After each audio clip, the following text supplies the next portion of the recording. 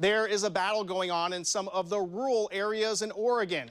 The two sides, ranchers and wolves. Wolves have been on the rebound in Oregon for the better part of this century, but the numbers are getting to a point where ranchers say something else needs to be done.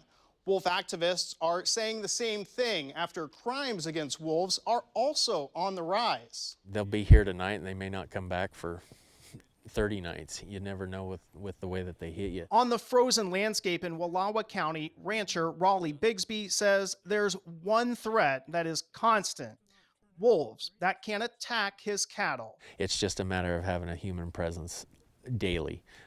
You'll go out, check through your cattle, whether that be riding a horseback or taking a vehicle out there to put out salt and mineral. The total number of wolves in Oregon continues to be on the rise. The Oregon Department of Fish and Wildlife shows the number increased by 61 from 2016 to 2020, with a minimum number of 173 at the time of the last count. Along with that has come an increased number of illegal killings, which is a concern for conservationists. Wolves were on the federal endangered species list until 2015 for the east side of the state and until just last year for the west side. Amarouk Weiss with the nonprofit Center for Biological Diversity says there have been 30 wolves illegally killed in Oregon in the last 21 years. We don't know if they come forward with information, but for whatever political reasons, something isn't getting prosecuted. We just don't know. Oregon State Police continues to investigate crimes against wolves. Police are looking for the person who killed 5 wolves by poisoning last year in Union County. They are also looking for whoever illegally shot and killed a wolf in Wallowa County in early January.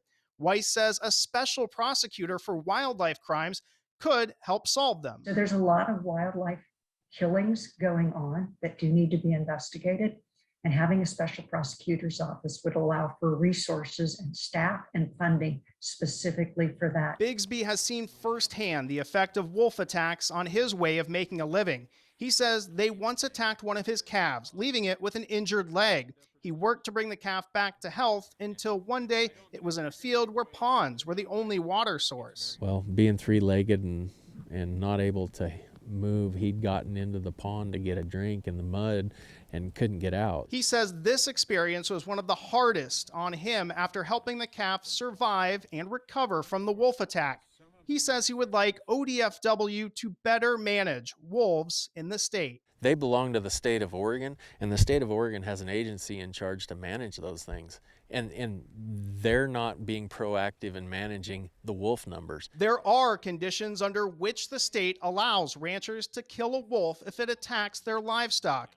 Bigsby says it shouldn't have to come to that, and there should be steps taken to avoid those interactions. I understand that the wolves need to be here, and nobody's saying they can't, but they need to be kept in check.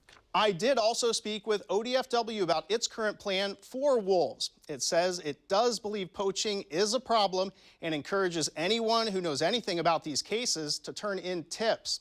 You can find ways to do that in the full story on our website.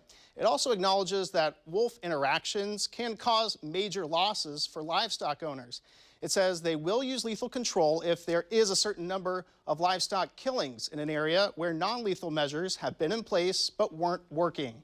The agency says it has been a tough year, but it's watching closely to see if that continues to be a trend. Will Metzold, Fox 12, Oregon.